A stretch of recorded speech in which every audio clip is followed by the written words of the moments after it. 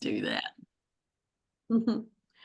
Um, we're going to just move ahead and we'll monitor the chat to see if there's anything that we need to stop about or see at the end.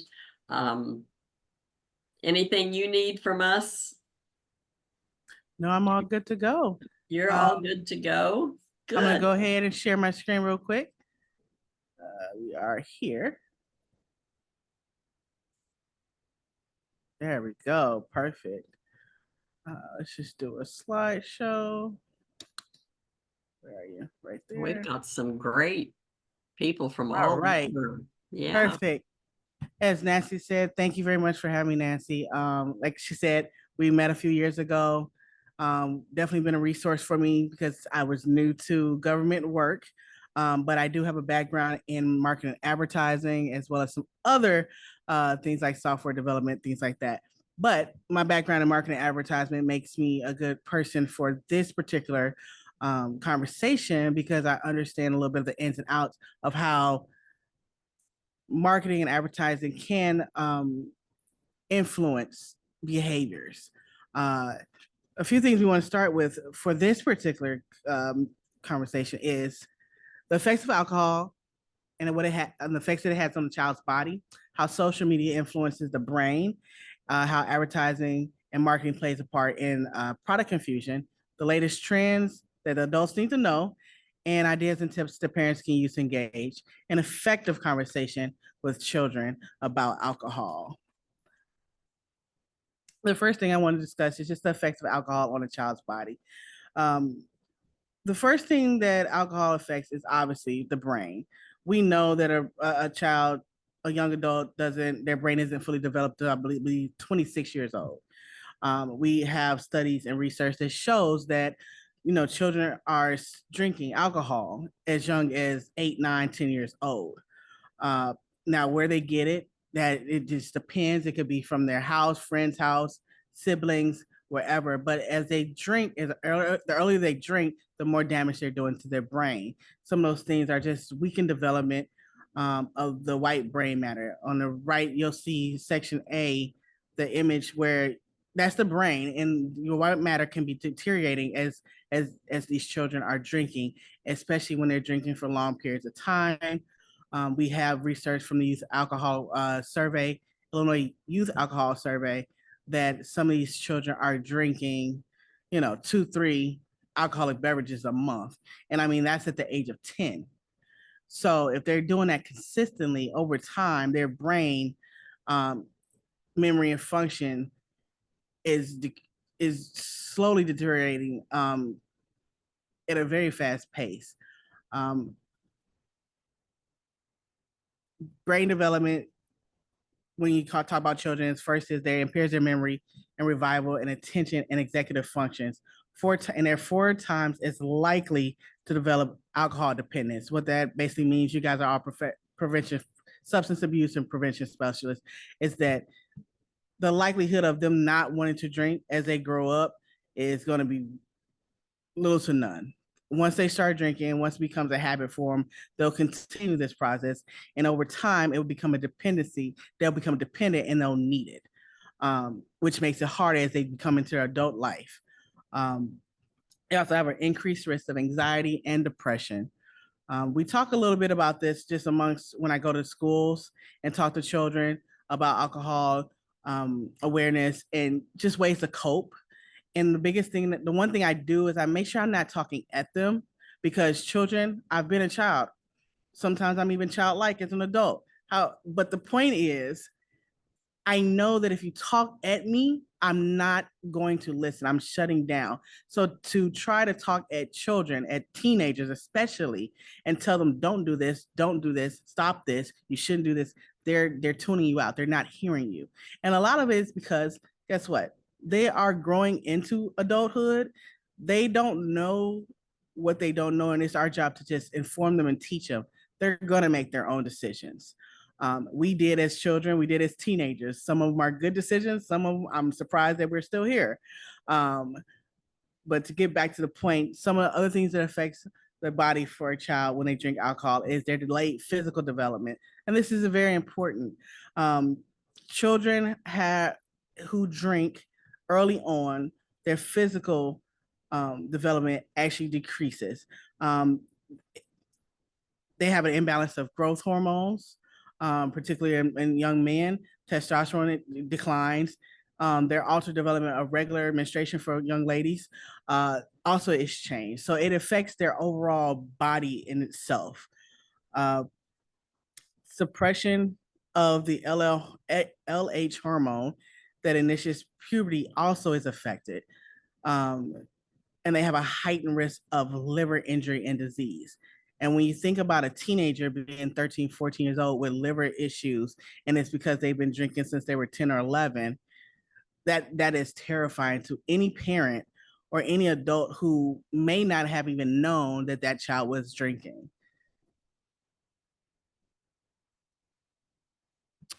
Skip to the social media influence. There's 4 factors with social media that we've kind of pinpointed as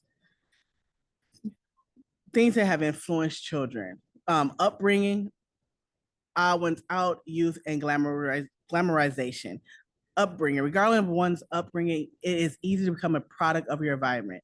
So, your peers influence you, school, social media, that can all make a child do a plethora of things beyond drinking, obviously, but it's glamorized that way. So when kids go on social media, a lot of times, you guys have been on social media, you understand what I mean by this. They see the partying, they see the hanging out, they see people enjoying being intoxicated, and they're getting the laughs and the likes because they're doing something silly when they don't realize that it's actually damaging their entire body. So depending on the child or the young adult, they take this as they're cool. They think it's the thing to do, and this is how adults act.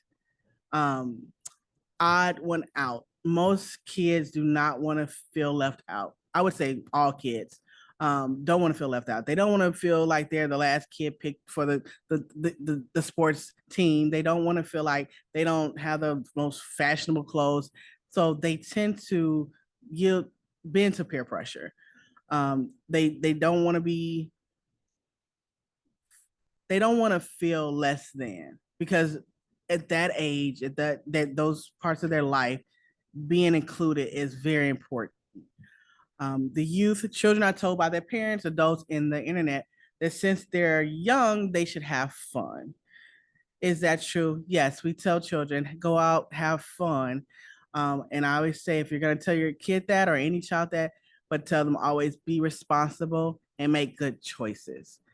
It should always be followed by that, because if you've taught them anything, if you've, had conversations with them that were open and honest, then most children, and I can speak for myself, I grew up with a father that is a state trooper and a mother that is an RN. They really did a good job in my eyes of making sure that we understood the dangers, but also understood that I'm young, I'm going to make decisions, I'm going to make mistakes. Just make sure that those mistakes don't change to the trajectory of my life or someone else's. Because you can go out and have fun, but you cannot be destructive or disrupt someone else's life. Okay. Glamorization is wanting to capture the exciting moments of your life, and one of the main aspects is social media use. I scour TikTok regularly. I scour all social medias regularly, and I'm always looking for trends and alcohol, things that young people are doing that can probably put them in bad situations, because I need to always be ahead of it. I have friends who have children, I have colleagues who have children, and I say it all the time. I understand you might not have time to look at social media, it might not be your thing, but the children are telling everything about their lives through these apps. If you want to know what kids are doing, look at the apps and just search random things. The latest high school trend, you will find thousands of videos, and they're telling you everything that's happening. Now, as a child of a law enforcement officer, yes, I might be doing recon. I get it. But if it's going to give me information, which you'll learn later on, I found information about a drinking trend. way before anyone else noticed it. And I brought it to our attention months ahead of time. By the time the public had realized this was a drinking trend, we had already put out content about it because I went on and I searched and said, okay, what's the, but we'll get to that later. The evolution of alcohol. This is probably one of my favorite parts. In an ever-changing world, co-branded and alcohol-infused products have entered the marketplace at a rapid speed.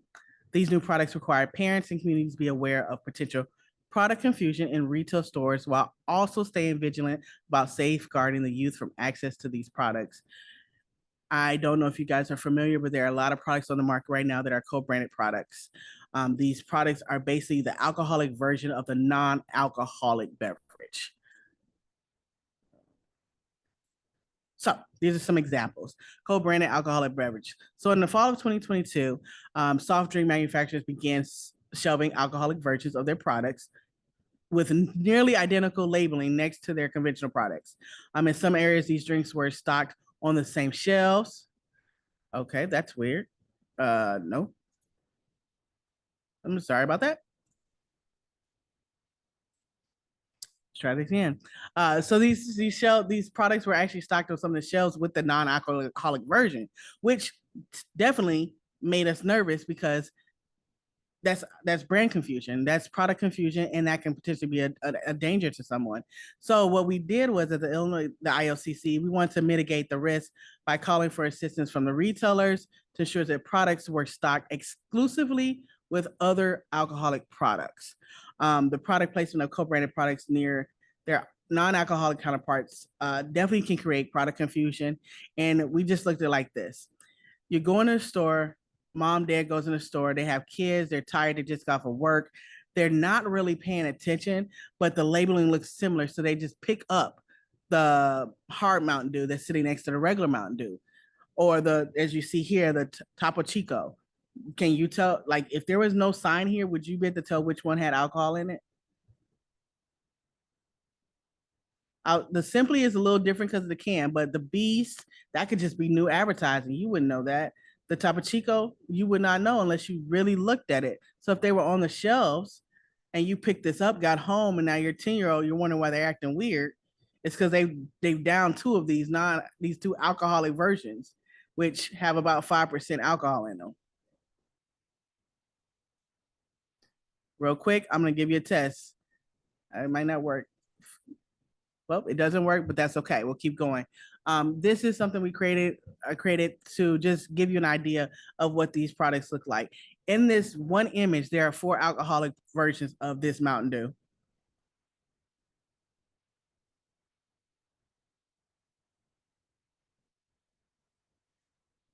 I see some of you guys are really, really looking hard. There are 4 here. 4. There are a total of 4. This one right here is alcohol, has alcohol in it. This one right here has alcohol. This red can to the bottom left, right, and this pink can right here, all hard. Now, to the naked eye, you may not have seen the word hard on this can, because if you look at all these cans together, they're so busy, you're not going to notice. But if you look closely, you'll see hard, and it's hard Mountain Dew. But again, you go in the grocery store, you're busy, or you live with this young person lives with their grandparents, and they say, I want Mountain Dew. Grandma picks up the Mountain Dew, not realizing that she just picked up alcohol. And a lot of times, guess what? The kids don't even know. They just like it because they're looking at the labels. Because there is a thing as like when you product recognition. This is one image that we found at a Walmart. This is when we're going to talk about getting into just the advertising and marketing of things. This is Hard Mountain Dew, but it's next to all kid-friendly items that children will want.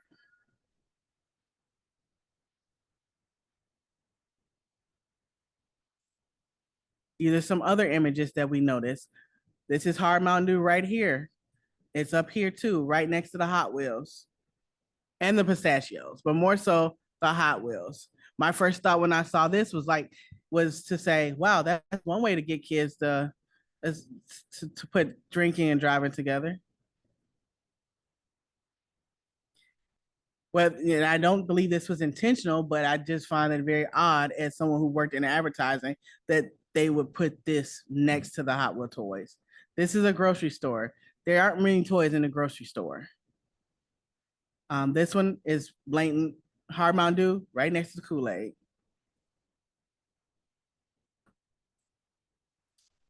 The influence of alcohol. So this is how advertisers use packaging to appeal to the target demographic. This image on the right, if you look, there is one product that has alcohol in it. But advertising strategies target consumers who are a product of a specific demographic. The intended demographic has been targeted with the help of focus groups and market research. The information is based on age, location, region, socioeconomic status, and accessibility. The idea of pinpointing demographics is based on what group can be impressed upon the easiest and what group is eager to follow trends. We know as adults, young people will follow a trend. They're easily, they're malleable. They go with things easier than adults would. The key component for any advertising is packaging, which can influence a consumers in three ways. Brand recognition, as I just mentioned earlier. I'm sorry, for some reason, Teams just refuses to stay closed. Uh, Design, so your functionality and color. So if you notice here, I said one of these products is actually has alcohol, but you can't really tell because guess what? They're all using the same color palette. These color palettes are recognized more by young people. The also other thing is innovation. They want to create something that disrupts and creates a new market for them to sell to consumers. Now, I can't say for certain this is their thought process. I said, as an advertiser, though, I would have thought this. You need to get kids started young. So you need to have them start recognizing your products at a younger age. So by the time they become older enough, they are already used to it.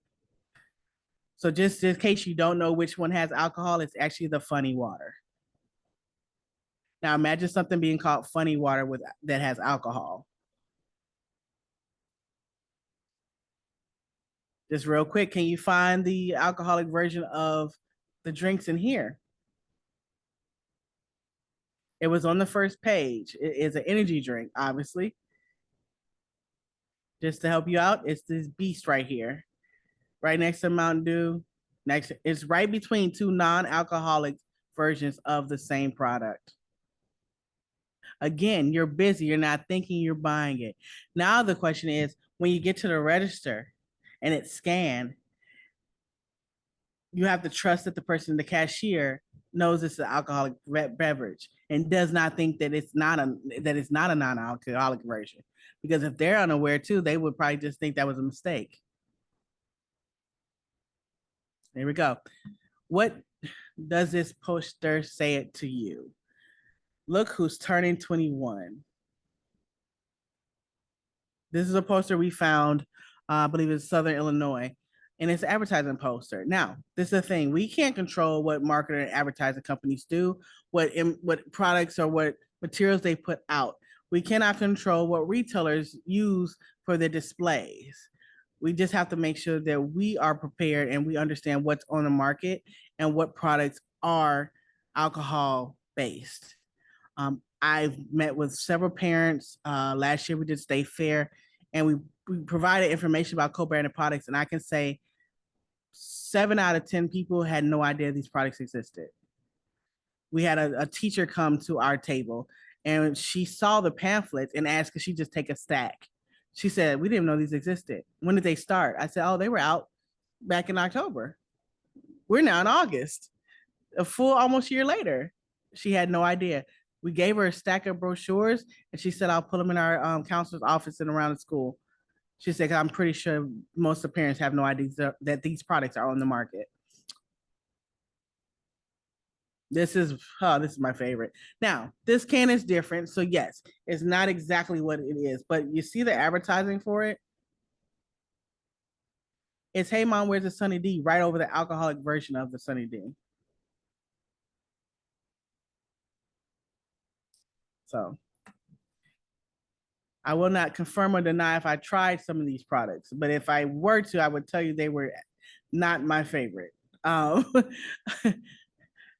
again, as an advertiser and marketer, you have to understand the products too. You can't speak to them if you don't even know anything about them. So these products that I've just showed you contain 5% or more alcohol by volume, which again, if they get in the hands of the youth, 5% is a lot for a developing child. If you purchase these products, place them out of reach of children. We tell parents this all the time. We understand that, parents believe their children, they trust their children as they should, but also know that they're still children. Children get into things. Children really do believe, even though they've probably been on earth for 10 years, that they're way smarter than their parents who are 30, 40, 50 years old. And they think they are just going to outsmart us. So place things out of the reach of children, especially young children. I can't tell you how many times a friend of mine has had to say her kid, who is 4 or 5, she doesn't know how he opened up a bottle of lotion. Well, they can do the same thing with alcohol. They're little magicians. I don't know how they do it, but they're little magicians. They get into everything. So what we did as a agency under Director Gardner's leadership is we put this bill into place. It did not pass session. So we waited and we waited and we eventually waited until about October of, I believe it was last year. And we created a emergency rule. The emergency rule meant that every advertiser, every retail store for the 160 days had to have this sign by all those products so that every parent could see that sign and know that product was an alcohol-based product. And it had to be in both retail stores, warehouses. So places like Costco, all the way to like Walmart, Target. We made sure that sign was everywhere. And shortly after the 100, I believe it was 160 days, maybe 150. Don't quote me. It became a permanent rule. So now it is mandatory that you have this sign up. As an agency, we really felt that in order to safeguard the community, especially a community that we knew a lot of people were not aware of these products, that this was our only recourse, was to make sure that this sign was posted everywhere that it needed to be, to make sure no parent, no grandparent, sibling accidentally purchased this product and gave it to someone who was underage. I believe this was HB 2502. Don't quote me on that, but I'm pretty sure that was it. Two things you can do if you see these products right now in the market. So if you go into Walmart, Target, Mariano's, what store you go to, and you see these products, you can immediately just go online and submit a tip at our enforcement. And that lets them know that they don't have proper signage up. Because it is a required sign by law, it should be up in any retail store. Because liquor stores don't allow you in there under the age of 21, the rule is a little bit different for them. And it's based off, and you also have to have it a different square footage. So depending on the size of your establishment, it has to also be certain feet away from the non-alcoholic version. It can't be right next to it.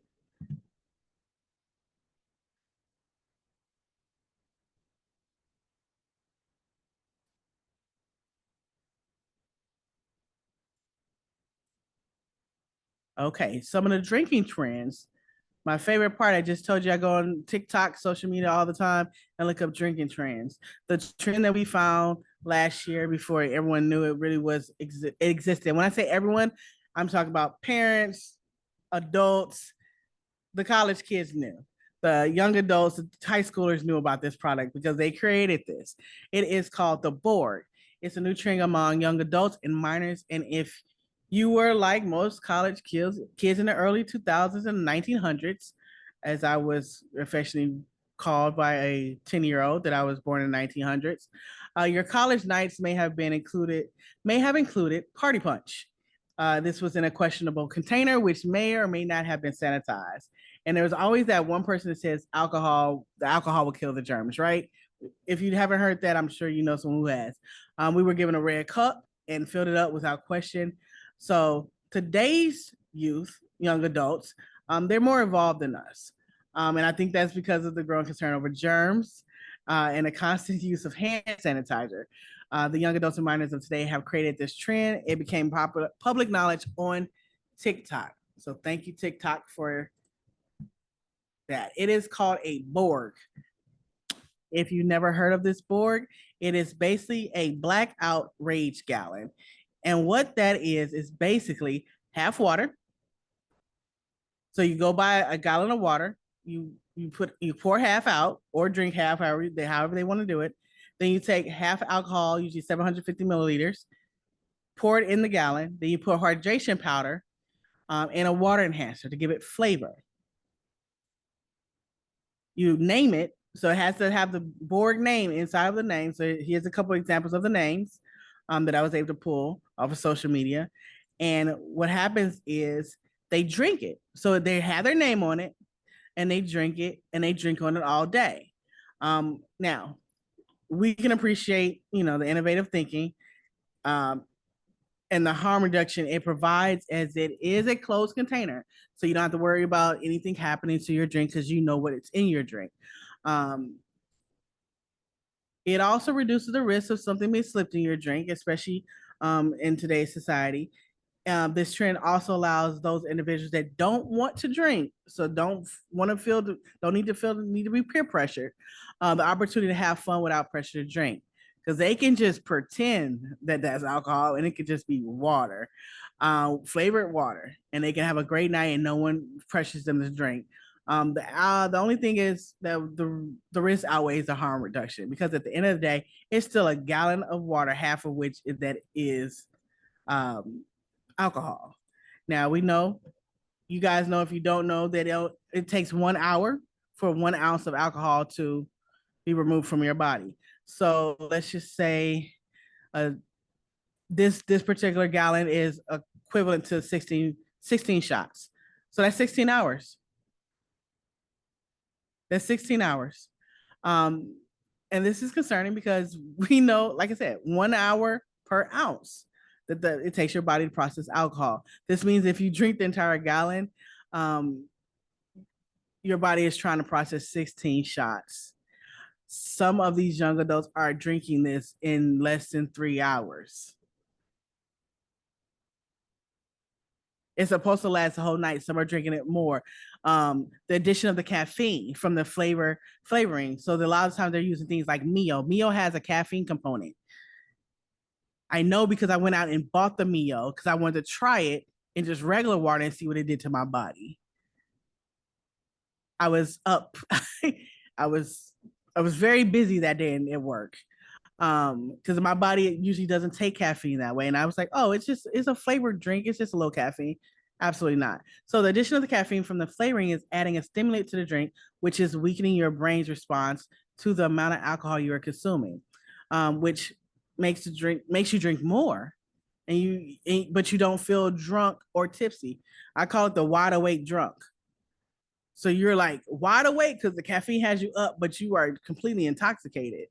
Drinking something that can potentially make you black out altogether is harmful to yourself and your brain. Not to mention just being unconscious. It's dangerous, especially a lot of times people are doing this while they're at a party and you're falling asleep at a random house you don't know, or anywhere in a car, wherever, but you're by yourself and you wake up and you're confused and disoriented. Another trend that is on the market, if you have not heard, is called crossfading. And this is an interesting one. It is experience of combining alcohol and marijuana or other substances to intensify the effects of both. So the interaction between these two substances can create a unique and often unpredictable high that differs from using each drug separately. So together, it's like creating a super impairment. By themselves, you get impaired. Together, you're like an Avenger of impairment at this point. You might as well just be Thanos. Consumed together, like I said, cross-fading does magnify THC's effect. This leads to poor coordination, disorientation, nausea, vomiting, because the anti-emenic effects of THC helps people from throwing up, And so it reduces the body's defenses against alcohol poisoning. So you guys understand what that means. Basically, your body, it's not allowing your body to naturally do what it needs to do by removing toxins or removing something that's harmful to you from your body, because your brain is signaling something different. This is becoming a very common trend. As someone who also manages the BASSET program here at the agency, which is the program that educates the hospitality industry about how to deal with patients, how to be responsible. I have to go over this a lot of times. And one big complaint is that as a bartender, you don't know how many drinks your person, when they come sit at your bar, has already had, but now you don't know if they're on anything else, which is becoming dangerous for the hospitality individuals as well. Okay. Real quick, ways to communicate with children and teens. I go out to schools often. And when I go out to these schools, I'm talking to, sometimes eighth graders.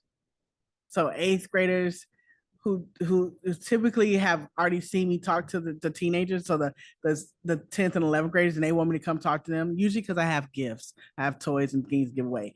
But that's neither here nor there.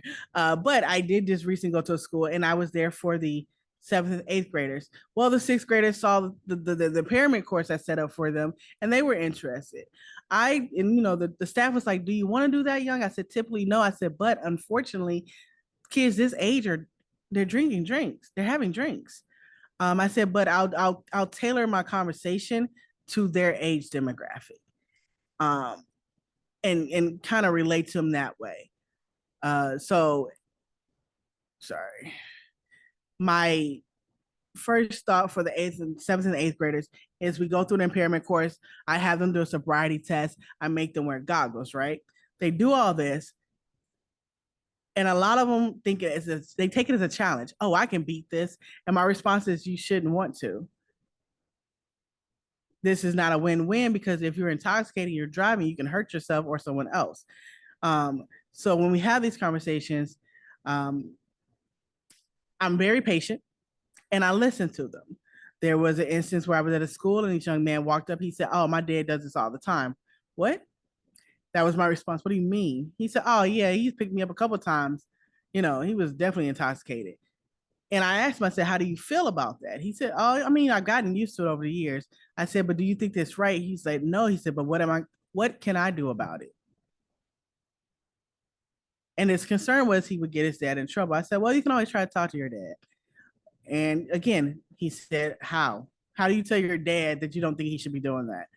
And I said, "I don't know." I said, "But you can also talk to a counselor, and maybe they can help out in some way."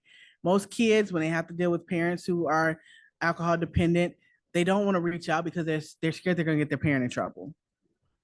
But if you listen to them long enough, they'll feel at ease enough to want to make a decision, and even sometimes go back and talk to their parent. Some ways to communicate with your youth or children is have a conversation. Like I said, demonstrate that you care about their well-being without judgment. That's the biggest thing. Kids nowadays, they are very, very sensitive to being judged. Let them know some stories about you. Like I said, we've all been young. We haven't always made the best decisions, but talk about those stories and talk about them, in a way that you're being honest about what you're saying, because it's your lived experience, but also provide them with alternative ways that you wish that you thought you would have done better or made a different decision, or how you could have really, your life could have been different if the things you've done happened, made life harder for you. Don't talk at them, talk to them. Ask them to give you suggestions, or ask them, "What do you think I should have did in that scenario?" A lot of times they will. These young people are very intelligent. They do not hold back. I've learned that the hard way. They will tell you exactly what it is, and they do not hold back. While they don't like to be judged, they definitely will judge you, and just understand that. But they appreciate it when you talk to them like they're a young adult versus a baby. 13, 14-year-olds, you don't have to talk to them like you do a 5-year-old. They're very intelligent. Modeling is an important psychological tool that you instill habits within your children when they're around you because it's about the environment. Just had this conversation a week ago with someone that I said,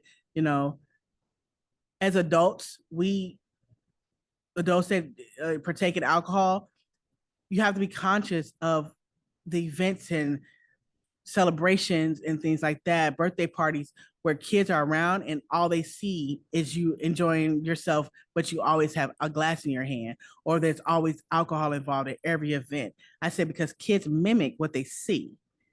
So if every summer you're having all these birthday parties in the backyard, but there's always tons of alcohol when the kids are around, they eventually will start associating having fun as an adult with drinking, which puts you at a disadvantage later on when and if they decide to drink, and now you're trying to tell them you should not do that, or why are you drinking, or they're gonna say, well, I saw you doing it my whole life.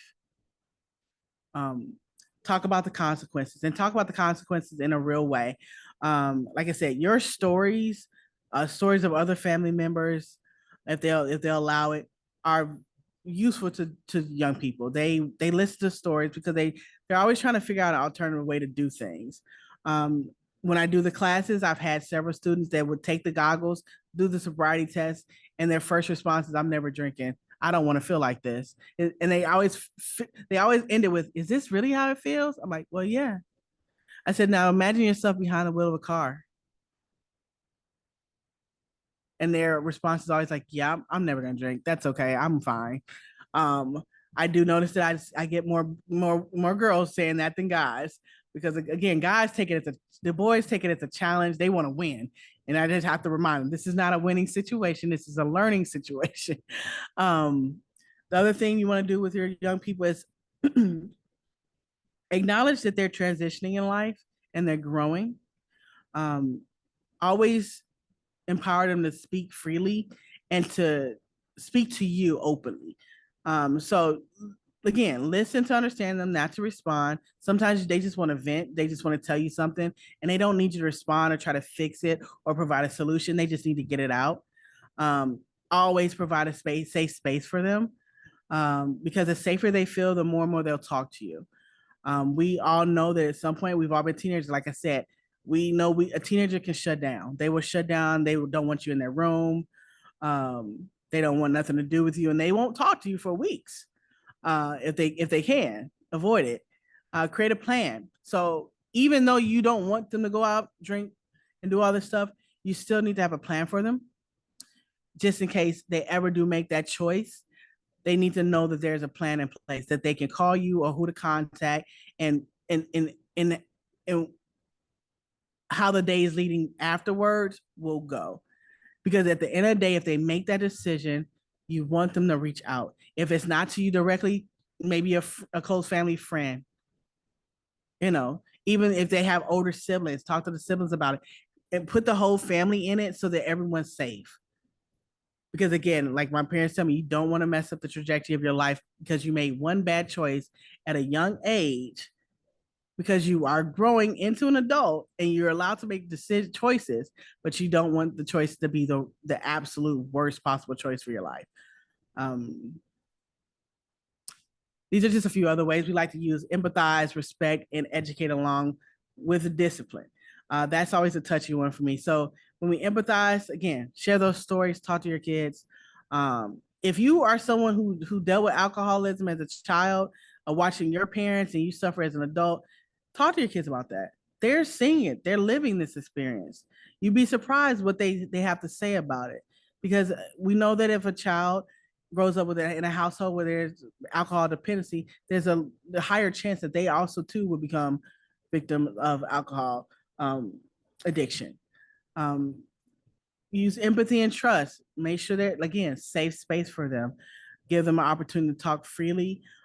You might not like what they're gonna say. I guarantee you, a lot of times you will not like anything they say, but it's their lived experience that they're dealing with right now, and the only way you can help or provide a solution or alternative is if they speak to you and they don't hold back. Education along with discipline. Understand that my parents were very simple. You do something, there is a punishment.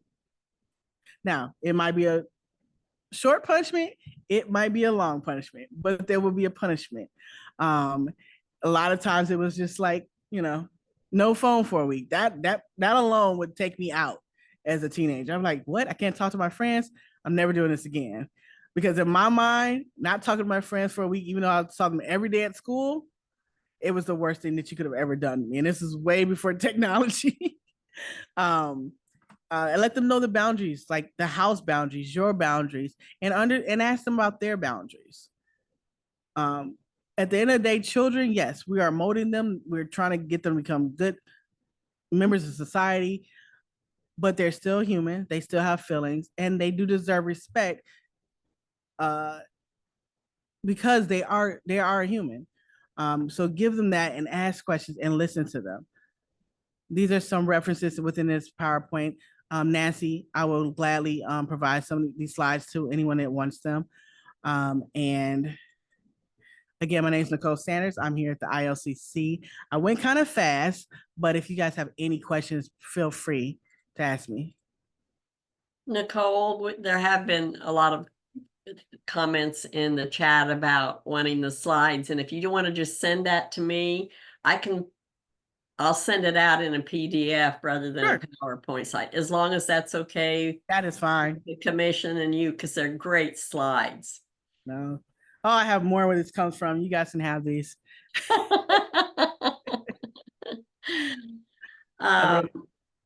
Any questions? Let me get out of here. We're stop sharing my screen. There we go. There was a comment in here about someone was wondering, you were showing the things going on in the stores, and they were asking about gas stations, what you had to share about that, and comments about that. So you can get some of these products in gas stations. What I've seen in gas stations, and they're like the big cans. So I've seen the Hard Mountain Dews in gas stations before, and they should also have a sign. Okay, so if you go to a gas station and don't see that sign, you should go ahead and send a tip. Okay. I was just kind of looking at the chats because there's quite a few coming. Can you see the chats? Yeah, I'm looking at it. Yeah, okay. So to the person who mentioned about the kids, and this is a thing. So you have to educate all the parents and all the adults, because what happens is a lot of these kids are not getting these things from home. They're getting it from friends' house. Mm-hmm. You have to be conscious of who your kids are around, their siblings. It's almost like going back when I was a kid. My parents knew everybody that I hung out with, who their siblings were, because you have to make sure that the siblings aren't bringing it into the house and the younger siblings are drinking it. One of the times that I'm always concerned about here is when kids come home for the summer. When those college students come home from the summer, I'm the oldest of three. At one point, I remember my dad saying, "If you're gonna come in here with anything, don't bring it in this house." And I said, "Well, I didn't drink at that time anyway." So I was like, "You don't have to worry about me." He said, "But your friends." He said, "Even your friends, I don't want them in our house with anything." He said, "Because you have younger siblings." And at the time, my brother was 6 years younger than me. He said, he wouldn't know. He's going to see a drink. So you have to be mindful of that. When you go to parties or cookouts or whatever, I was the Topo Chico, that perfect example. One of our employees said that her family had a get together, and she came in Monday and she beelined it to my office because I didn't realize Topo Chico had an alcohol version. And she came in my office. She said, "You're not going to believe this.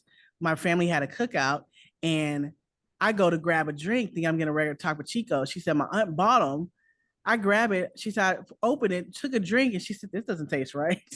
She said, "Mila," I was like, "This is not right." She said, she just happened to look at it and said alcohol.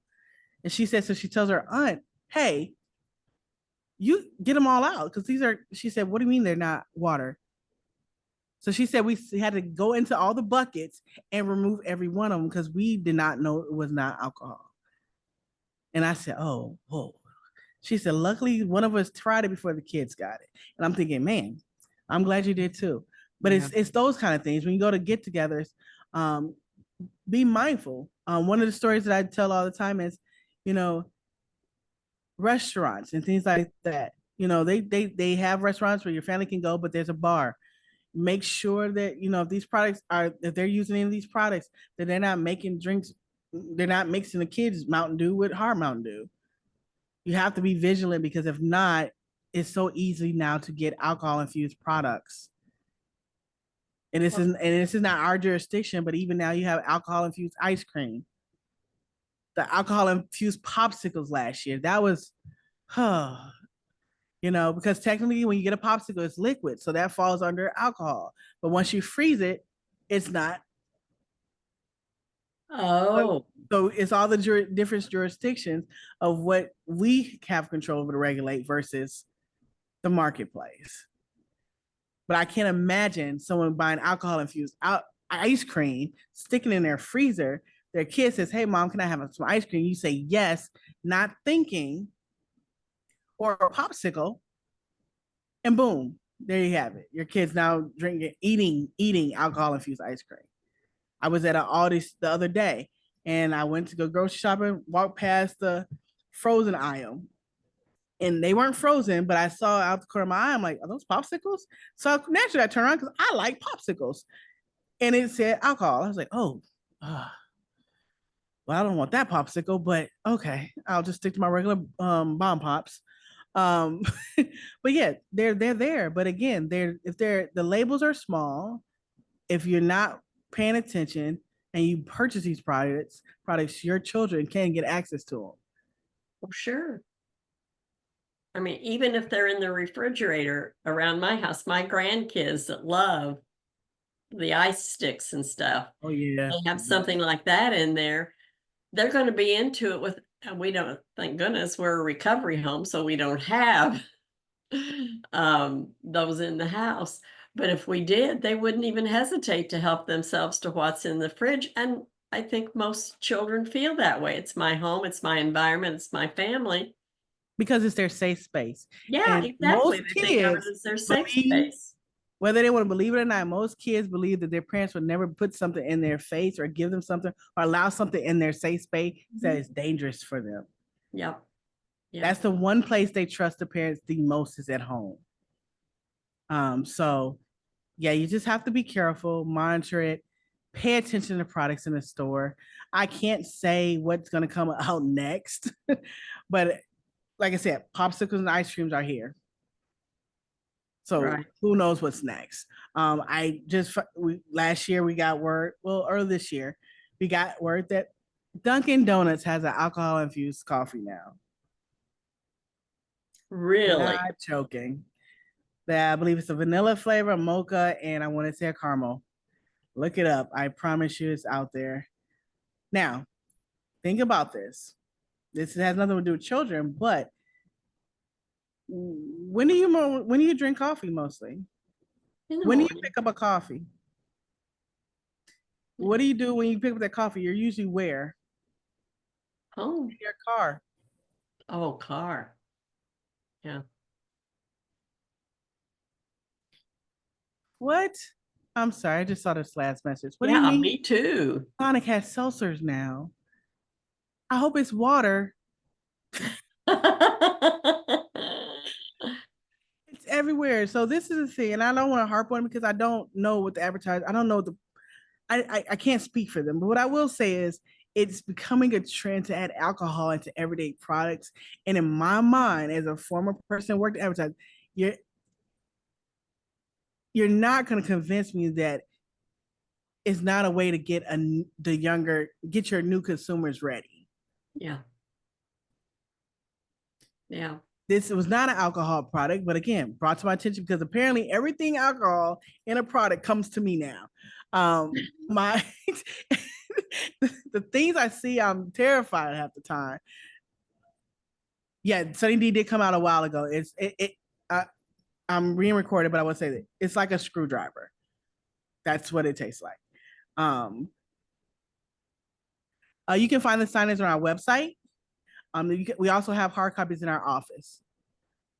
So it's ilcc.illinois.gov. I'll put that there. Yeah, we put everything on our website. So retailers They're doing a great job now putting signage up. They're doing an amazing job all the time. But what I was gonna say about the products, I just found out Jelly Belly, and I'm sorry to call them out, but it's the truth. Someone gave me a Jelly Belly that was shaped in a beer can. The jelly beans were in a beer can. They were beer flavored. So naturally, I tried one because I said, no, this cannot taste like beer. I don't particularly indulge in that, but I'll try it. And sure enough, I said, oh my goodness, they're getting taste buds prepared. Mm-hmm. I said, this is, to me, disgusting. I said, but they're preparing taste buds. That is my opinion about that. Right. When you think about it, it's the brands following the age. Yeah. Yes. Without me having to say it, absolutely, Colin. Parfaits.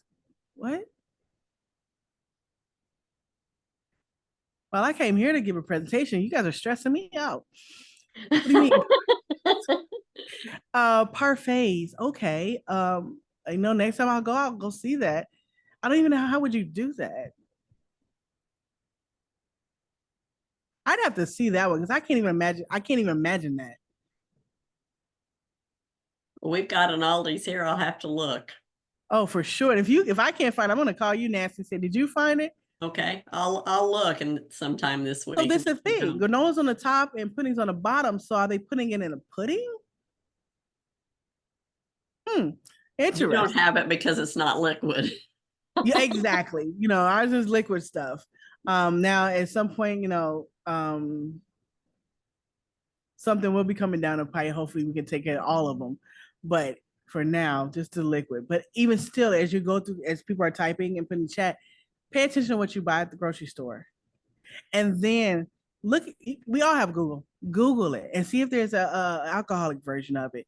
You'll start to realize how many versions of alcohol are there on the market, and it's in your everyday things.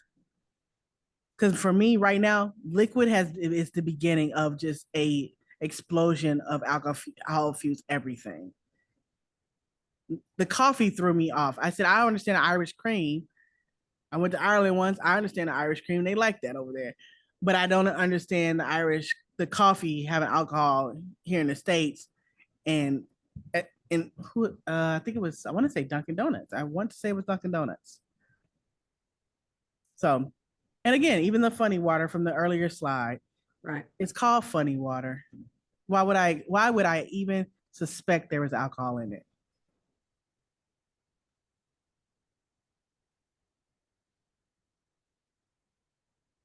You're right. Mm-hmm. You're right. There's and